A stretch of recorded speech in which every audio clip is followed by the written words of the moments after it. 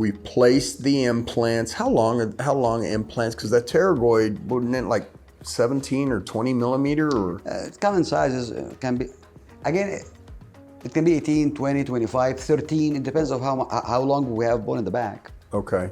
Do you remember on mine? And that's okay if you don't. I believe yours was 18 already. Okay.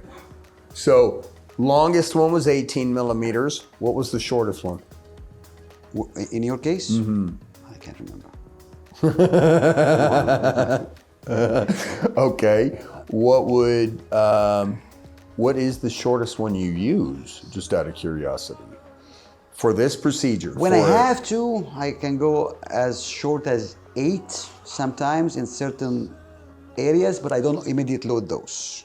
Okay. They have to heal completely first before we go. In some areas, we have to go that. Okay. Short implants are not bad. Mini implants are. Different story. What's the difference? And I've seen, let's talk about it, because I know you've never done mini implants. Mini implants depends only on the threads and just as if screw inside the bone, right? There is no osseointegration now. It's just like for stabilization of denture. This is what the mini implants are. Okay. The short implants still have this capability of osseointegration to fuse with the bone, to have a very strong foundation. It's just being short, I don't feel that comfortable to load it immediately without being... but once it's fused to the bone, done deal. Okay. Okay. Doesn't matter. How did you know if the one that I had existing, so you used an existing implant I already had, how did you know if that implant was a good implant before you started? From the CT scan, from the CT scan, X-rays, shows. It shows. Oh yeah. Because you can see healthy bone around the threads of the Yes, implant. all over. Yeah. Build up correctly, all inside the bone. Okay. Okay. With that, now I'm gonna jump to you got the implants placed. How do you know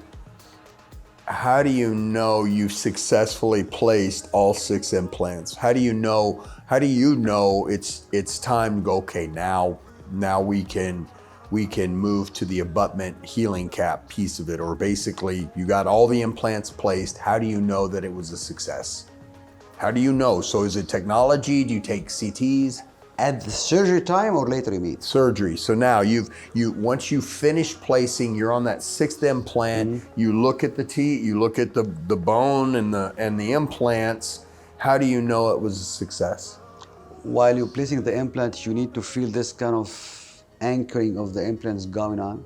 To feel the resistance. If it's just like going very soft, that doesn't look right. Plus the motor itself we use, it goes with the insertion torque about 45 to 50 Newton centimeter. So if it just keep going, it means that there is no resistance in the bone.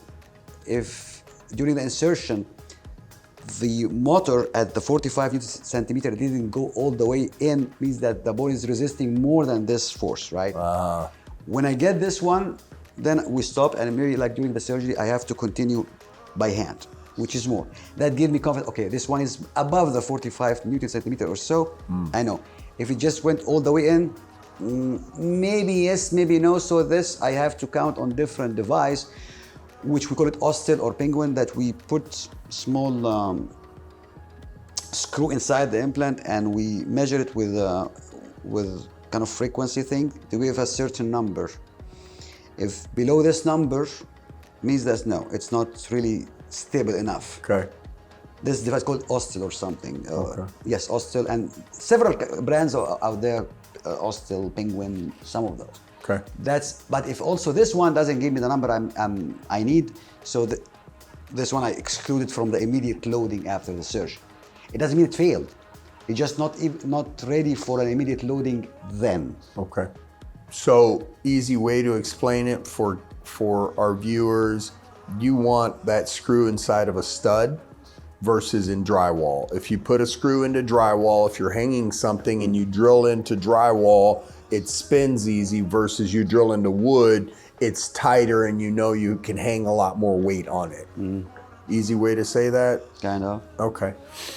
So you, But sometimes, by the way, also when you mentioned the drywall and wood, but you didn't mention marble. oh, that's I'm right. serious. Yeah. Because sometimes we have kind of bone. Bone is categorized on type 1, type 2, whatever, right? Sometimes you have a very dense bone to the extent that it's very hard and kind of brittle, I would say. Doesn't have enough cancellous bone. I mean, Elasticity. So blood they're a little blood bit. supply inside. Okay. Kind of. It's just like piece of bone. This is, although it's very hard bone, it's not healthy. It's not good bone to deal with. During the drilling, it gets so hot.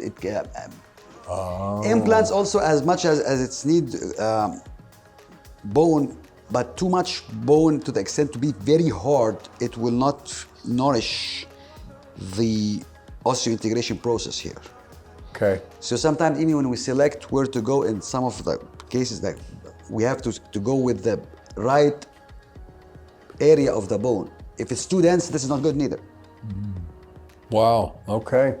That's something.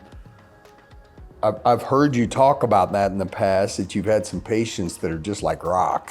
I mean, it's just really hard to. Rock is not bad, but again, if it's like kind of marble, only cortical, like no blood supply inside, this is not good neither. So you can drill and you don't see blood inside the bone, like giving you some blood, this is not right. Blood is what you really need for the implant to start doing the osseointegration process.